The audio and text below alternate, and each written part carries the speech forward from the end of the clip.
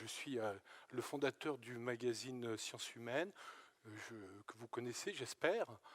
Je m'intéresse aux humains. Donc j'ai créé il y a 30 ans déjà ce magazine pour essayer de comprendre l'être humain. C'est mon truc, moi, c'est ma mission. Plus tard, j'ai compris qu'il fallait aussi s'intéresser à la psychologie. J'ai créé une autre revue qui s'appelle Le Cercle Psy. Et puis j'ai écrit quelques livres sur les humains. L'étrange animal, les sciences humaines, les humains en mode d'emploi, les humains au travail, les humains quand ils courent, voilà. Et depuis quelque temps d'ailleurs, je vais vous faire un aveu, j'ai quitté les sciences humaines pour fonder ma propre discipline qui est l'humanologie. C'est comme ça que je me présente. Parce que les sciences humaines, vous le savez, c'est toute une série de disciplines, des sociologues, des anthropologues, des psychologues, des ethnomusicologues, des psychiatres, de différentes obédiences. Mais moi, je m'intéresse à l'humain en général, donc j'ai du mal à trouver une théorie ou une discipline de prédilection. Donc je me suis créé ma discipline. Je suis presque tout seul, enfin on est 3. Ça n'a pas pour vocation de s'élargir non plus. Et ça me donne une certaine liberté pour dire un petit peu ce que je veux sur les êtres humains.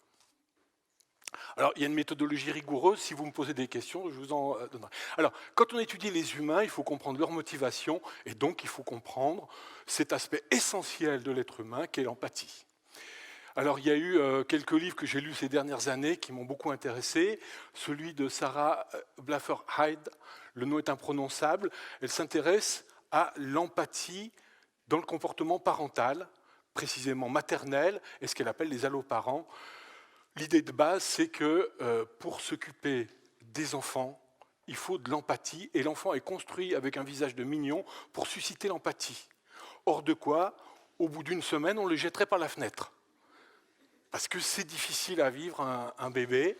Et donc, ce mécanisme assez spontané d'attraction, d'émotion que provoque la présence des bébés serait un élément fondamental de la vie en société. Ce que dit également Franz de Waal, qui lui l'a étudié chez les animaux, c'est que pratiquement toutes les espèces sociales qui ont des comportements parentaux et qui vivent ensemble ont développé ce sentiment d'empathie, même s'il y a sûr des débats entre psychologues pour savoir quel est le degré de profondeur d'empathie de chaque espèce. Et chez toutes les espèces sociales aussi, on pratique par exemple l'infanticide, il y en a beaucoup, en tout cas beaucoup d'espèces. Donc il y a des débats entre l'empathie, est-ce que c'est une spécificité humaine, ou au contraire, est-ce que nous sommes des animaux sociaux et qu'on le partage avec bien d'autres espèces.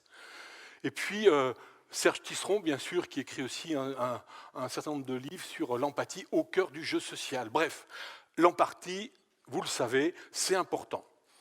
C'est important et pourtant, moi j'ai failli passer à côté.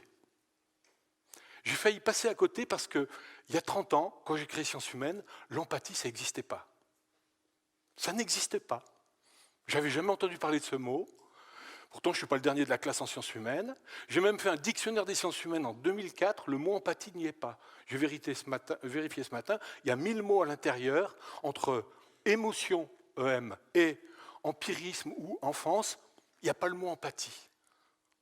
Ça n'existait pas. Et il est paru d'un seul coup, depuis quelques années, un véritable boom de cette notion. D'ailleurs, si vous allez sur Google, il y a un outil assez intéressant qui permet de scanner tous les livres qu'ils ont numérisés et de retrouver la fréquence du mot empathie dans les ouvrages parus depuis 1950. Et regardez, la courbe est impressionnante. Jusqu'effectivement au début des années 90, le mot empathie n'était pratiquement peu apparent dans les ouvrages. C'est un indicateur. Et depuis, il y a une pluie de publications sur l'empathie. Alors, voilà, je reprends celui de Tisseron, mais il y en a plein, Le pouvoir d'empathie, l'empathie. Tous ces livres-là sont parus dans les 2 ou 3 dernières années. Sans compter également d'autres, comme, évidemment, comme l'empathie c'est important, il faut aider son enfant à développer son empathie. Il faut développer l'empathie à l'école. Les managers doivent être empathiques et bienveillants avec leurs salariés. J'en fais partie. Faut développer aussi son auto-empathie à l'égard de soi. Et puis, ne n'oublions pas, les animaux aussi. Donc, si vous avez des animaux d'élevage, eh bien, il faut être empathique à leur égard. Alors, comment se fait-il que ce qui nous paraît aussi important, aussi fondamental pour l'existence même d'une société, n'existait pas il y a 30 ans, ou du moins n'existait pas, le mot n'avait pas d'importance. n'était pas présent. Alors, est-ce que la réalité, on l'avait déjà repérée, mais on l'appelait autrement? Tout à l'heure, vous avez cité le mot sympathie. Le mot sympathie, les philosophes l'utilisaient, mais quelques philosophes, comme Adam Smith, qui parlait de sympathie pour le distinguer de l'échange dans les rapports humains. Mais alors en psychologie aussi, on développait la notion de théorie de l'esprit, que vous connaissez peut-être, qui était cette capacité de transférer, de lire les intentions d'autrui. Mais c'est un petit compartiment au sein des sciences humaines. Est-ce que ce n'est pas tout simplement ce mot de morale ou d'éthique qu'on utilisait à la place de l'empathie? Je vous avoue que je ne sais pas. Alors j'ai mené ma petite enquête, comme je le fais toujours, pour essayer d'y comprendre un peu mieux. C'est comme ça que je produis Sciences Humaines. Bon, il y a un problème que je me pose, je lis des livres, je lis des articles, je vais voir des chercheurs, je leur pose des questions, et quand je crois avoir compris quelque chose, ben je l'écris et ça devient le magazine. Comme ça que ça marche. Alors, l'empathie, donc j'ai essayé de repérer trois notions qui étaient assez différentes et qui étaient toutes mises sous le même label. Et donc je développe un petit peu ça. Alors la première, c'est l'empathie cognitive. C'est effectivement comprendre les intentions d'autrui. Qu'est-ce que ça veut dire comprendre les intentions d'autrui? D'ailleurs, c'est lire dans les pensées. Mais est-ce qu'on peut vraiment lire dans les pensées? Moi, je vis avec quelqu'un depuis très très très longtemps que je crois bien connaître et qui me connaît bien. Je vous en parlerai tout à l'heure. Souvent, elle me dit « à quoi tu penses ?» ou je lui dis la même chose. On ne peut pas vraiment lire dans les pensées. Enfin, disons qu'on a quand même accès un peu aux pensées d'autrui. Vous êtes dans le métro, vous voyez une personne qui a les yeux dans le vague, vous dites « elle est en train de rêver ». Donc vous percevez bien qu'elle a quelque chose. Si elle fouille dans son sac, vous savez qu'elle cherche quelque chose. Bon. Mais évidemment, on ne peut pas deviner juste ce que pense l'autre. Donc, la lecture des pensées d'autrui, l'empathie dite cognitive, elle a des limites. Il y a une partie qui relève de la perception. Je vois qu'il veut quelque chose ou qu'il aspire à quelque chose, mais je ne sais pas. Le travail vraiment de lire dans les pensées d'autrui, ça suppose de l'imagination, ça suppose de l'interprétation. Et on n'y arrive pas toujours vraiment. Alors dans le monde animal, par exemple, ce qu'on appelle la théorie d'esprit, theory of mind, disent les anglo-saxons, ça a été étudié pour savoir si les animaux ont une capacité de percevoir les pensées d'autrui. Donc les premières expériences, elles portaient sur les chimpanzés, le chimpanzé qui mange une banane, et puis il y a un mâle dominant, il sait que le mâle dominant, il peut venir lui piquer sa banane. Donc s'il se promène dans son parc, et puis il voit une orange ou une banane, il ne va pas tout de suite la prendre parce qu'il peut être vu par l'autre. Donc il va pousser un cri d'alarme comme s'il avait vu un serpent, tout le monde grimpe dans les arbres, et lui, hop, il s'empare de ça. Et il a fait un acte de supercherie, il a pensé que l'autre aurait des intentions malveillantes à son égard, et là l'empathie cognitive, c'est percer les idées malveillantes de l'autre, et puis ça produit une sorte de mensonge, ce qu'on appelle l'intelligence machiavélique, qui a maintenant été décrit chez les chimpanzés, chez les corbeaux et d'autres espèces cousines. Alors, l'autre aspect de l'empathie, c'est l'empathie affective. Là, il ne s'agit plus de lire les pensées d'autrui, mais essayer de comprendre ses émotions. Ce qu'on appelait aussi, à une époque, l'intelligence émotionnelle. Alors là encore, l'intelligence émotionnelle, elle a deux versants qu'il faut bien distinguer. Parce que souvent, on l'assimile au partage d'émotions. Mais le fait de comprendre les émotions d'autrui ne veut pas forcément dire les partager. Une maman qui s'occupe de son bébé qui est en train de pleurer, elle voit bien que le bébé est triste, qu'il pleure, qu'il a mal, mais ça ne veut pas dire qu'elle la partage, elle va chercher à le consoler, au contraire. Si elle juge même qu'il pleure pour quelque chose de pas grave, elle va être enjouée, elle ne va pas le prendre au sérieux. Donc, la compréhension des émotions d'autrui n'est pas identique au partage d'émotions. On peut comprendre la colère d'autrui sans la partager, c'est le rôle aussi souvent des amis, d'essayer de venir en aide à une personne, de comprendre ses émotions, mais sans pour autant les partager complètement. Donc c'est deux dimensions de l'empathie affective. Et puis la troisième dimension, c'est l'empathie compassionnelle. C'est de celle-là dont on parle le plus aujourd'hui, c'est la bienveillance, le souci de l'autre. Et là encore, le souci de l'autre, pour compliquer l'affaire, il se distingue en deux choses. C'est le fait de vouloir porter assistance à autrui parce qu'il est il a besoin d'aide, donc pour des raisons émotionnelles, parce qu'on ressent soi-même de l'affection pour cette personne, mais certains disent, attention, la bienveillance, ce n'est pas une émotion, c'est une compétence.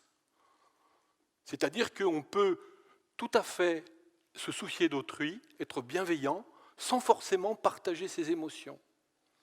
Je prends un exemple très concret d'un livre que j'ai lu récemment, qui est assez intéressant, qui est dû à une Américaine, qui est écrivain, qui s'appelle Leslie Jamison, son livre a eu un grand succès, qui s'appelle Examen d'empathie. Alors, Leslie Jamison a été pendant quelques années, a fait un métier curieux quand elle était étudiante, elle était patient-actrice.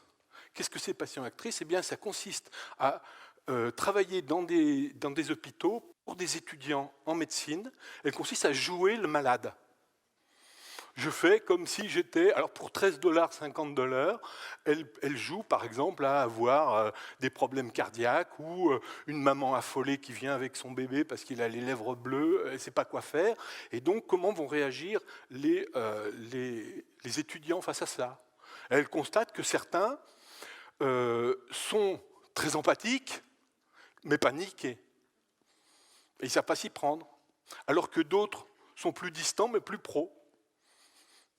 Ils ont plus de sang-froid, mais ils vont faire peut-être les bons gestes, comprendre, interroger la personne, essayer d'aller plus loin. Donc, là encore, c'est une façon très concrète de distinguer ces deux versants de l'empathie compassionnelle, ou plutôt de la bienveillance. C'est-à-dire le fait d'être compétent et le fait de partager les émotions. Donc vous voyez que c'est compliqué parce que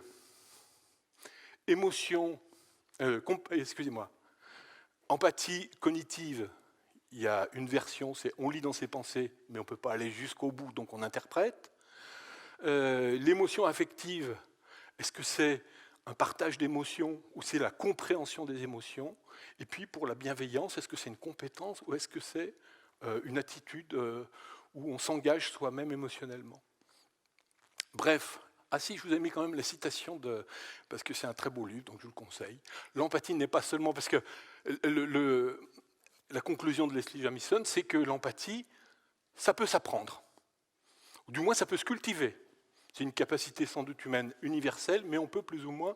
Là, donc, elle dit, ce n'est pas simplement quelque chose qui nous arrive, une pluie d'étoiles filantes traversant les synapses du cerveau. Ça, c'est un clin d'œil à la neurobiologiste qui va parler après moi. C'est aussi d'un choix de notre part, faire attention, élargir le champ de notre être. C'est beau, c'est bien écrit. Je vais vous raconter comment moi, d'ailleurs, j'ai découvert l'empathie. Pas simplement dans les livres, dans la réalité. Grâce à quelqu'un, qui est dans la salle d'ailleurs, c'était il y a très longtemps, j'étais encore au lycée, et j'étais un mauvais garçon. Un mauvais garçon, c'est-à-dire le cancre du fond de la classe, qui est en rage contre l'école, qui ne lui donne pas sa place, en rage contre les profs, en rage contre les bons élèves, en rage contre le système, et qui se comportait en harceleur à l'égard de ceux qui pensaient être ses ennemis. En l'occurrence, quand vous êtes harceleur, c'est les profs, mais pas n'importe quel prof. Le plus faible, la prof d'histoire géo, qui est un peu paniquée, qui ne sait pas comment s'y prendre, qui est une proie idéale pour les gars du fond de la classe. Ou les petits nerds à lunettes qui sont devant, le bon en maths qui est petit, qui a des lunettes, qui est bon en maths, bon en français, il s'appelle Pierre-Éric. Et lui, à la récré, eh bien, il se prend des claques derrière la nuque. Je l'ai fait. La prof de français, d'histoire géo, elle a un chahut épouvantable, puis elle se prend des boulettes, et puis elle est bousculée aussi. Et parfois, elle est complètement désemparée, et ça nous fait bien rire. Et puis un jour, j'ai rencontré quelqu'un, une fille, dont je suis tombé éperdument amoureux, qui m'a fait découvrir un truc incroyable, les autres. Les autres, ils avaient une psychologie en face, Et elle m'a raconté avec des histoires très très simples, pas à travers les livres, l'histoire justement d'une prof qui était dans son lycée à elle, qui était aussi harcelée par des garçons du fond de la classe, et puis qui un jour qui a disparu. On ne l'a plus revue en cours, et personne ne sait ce qu'elle est devenue. Est-ce qu'elle s'est suicidée? Est-ce qu'elle a démissionné? On ne sait pas.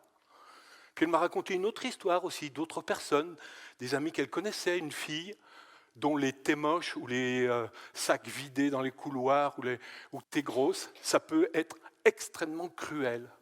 Alors comme elle savait bien raconter les choses, et puis comme j'étais amoureux, elle a transformé le loup en agneau. Donc je me suis assagi, et bon. Bref, on est restés ensemble, ils se sont connus, ils se sont mariés, ils ont fait des enfants. Je la remercie. Elle m'a appris aussi une chose importante, c'est que la science de l'humain, ce n'est pas le sens de l'humain. On peut être très très fort en théorie en sciences humaines et assez mauvais dans la compréhension d'autrui et dans la compréhension des autres. Donc l'humanologie, je considère que ce n'est pas qu'une discipline théorique, mais ça demande aussi beaucoup d'expérience de la vie, et on peut être spontanément humanologue bien mieux que certains savants. Et alors, combien de temps il me reste? 3 minutes. Qu'est-ce qu'on va dire en 3 minutes? Ah oui, il y a des gens qui sont contre l'humanologie, contre l'empathie. Alors, comment on peut être contre l'empathie? Par exemple, Paul Bloom, qui est un grand psychologue du développement américain, il a écrit un livre sur le sujet, Against Sympathy. Yves Michaud, l'intellectuel français, a écrit aussi Contre la bienveillance. Alors eux, ce n'est pas des mauvais garçons, hein. Ils sont intelligents, ils sont gentils, mais ils ont des arguments qu'ils avancent contre l'empathie. Ça veut dire en gros que, attention, l'appel à la bienveillance, à l'empathie, peut aussi avoir des effets pervers, notamment, par exemple, en effet, en termes de politique publique. Quand on remplace la générosité par une solidarité objective, quand on fait appel tout simplement aux dons. Alors, quand on fait appel aux dons, eh bien, on va montrer des victimes, et il y a une concurrence des victimes. Un enfant, des migrants, des autres. Bon. Mais selon, évidemment, les projecteurs qui se fixent sur l'un ou sur l'autre, ça va créer des éléments de solidarité, comme il y en a eu et comme il y en a régulièrement. Quand il y a eu le tsunami de 2003, vous vous souvenez, cet élan mondial de solidarité, mais du coup, il y a d'autres victimes qui passent à côté. Donc l'empathie, elle est toujours sélective. Elle ne peut pas être universelle.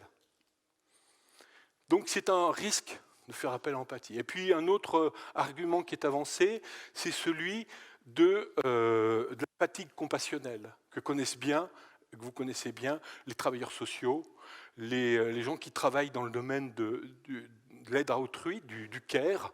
Eh bien, c'est coûteux de partager les émotions d'autrui quand l'autre est dans la détresse, parce qu'on est soi-même dans la détresse, on voudrait tant faire, on n'y arrive pas. Et donc, vous savez que le burn-out, le mot burn-out a commencé, non pas dans les grandes entreprises du CAC 40 où les gens étaient sous pression, mais dans le secteur du care dans les années 70, où là, cette fatigue compassionnelle a été mise en avant. Donc ça, c'est les effets pervers de l'empathie, s'il y en a.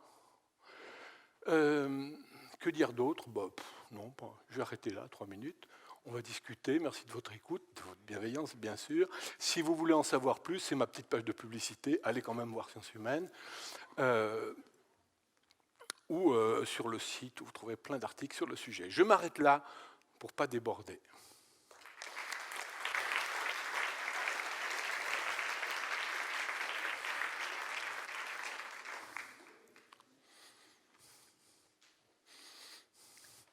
On va prendre le temps pour discuter avec la salle si quelques-uns, quelques-unes ont des commentaires à partager ou des questions.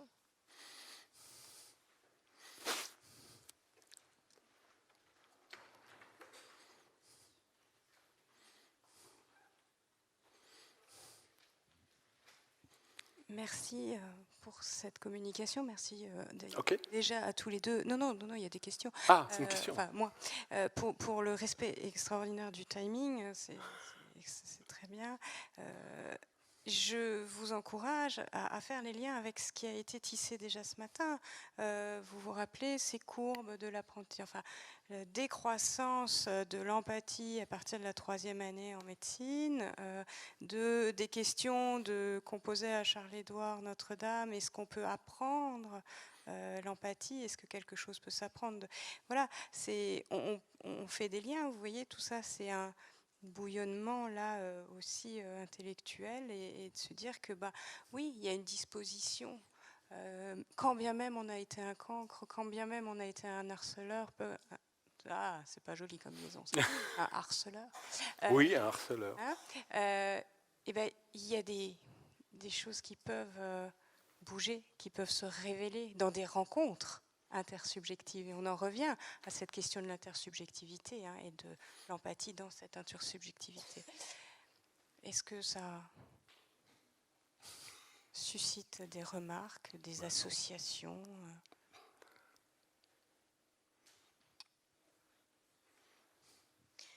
Moi, ça me fait penser à certaines études qui existent actuellement en milieu carcéral, où on commence à se rendre compte que quand on fait trop on va dire une certaine forme de psychothérapie avec certaines personnes incarcérées, en fait, on développe une empathie qui est très cognitive, on va dire, liée à l'intelligence d'individus qui n'en manquent pas, et que l'autre côté qu'on voudrait développer, on n'y arrive pas, en fait, et certains soignants, donc en milieu carcéral, disent aujourd'hui attention sur le type de soins qu'on peut proposer à certains détenus, parce qu'on renforce au contraire leur capacité à tromper l'autre, en fait.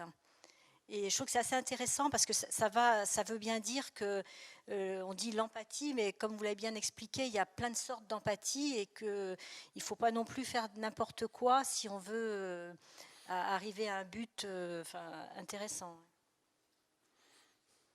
Oui, tout à fait. On ne sait pas, a priori, dans la rencontre avec l'autre, sur quelle,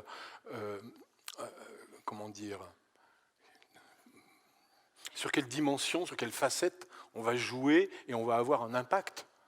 Une chose est certaine, c'est qu'il n'existe pas de personne qui soit totalement découplée de l'empathie. Enfin, à une époque, on a dit que les autistes, par exemple, n'éprouvaient pas l'empathie au sens où ils ne comprenaient pas les émotions d'autrui. Alors, aujourd'hui, on revient là-dessus parce qu'il y a des problèmes de communication. Ça ne veut pas dire qu'eux-mêmes n'éprouvent pas, bien sûr, des émotions et qu'ils ne peuvent pas les partager.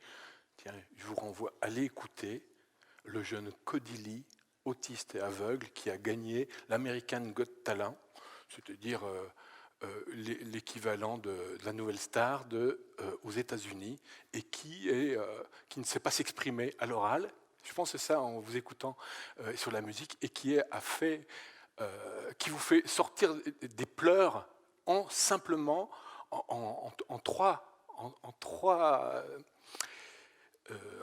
secondes.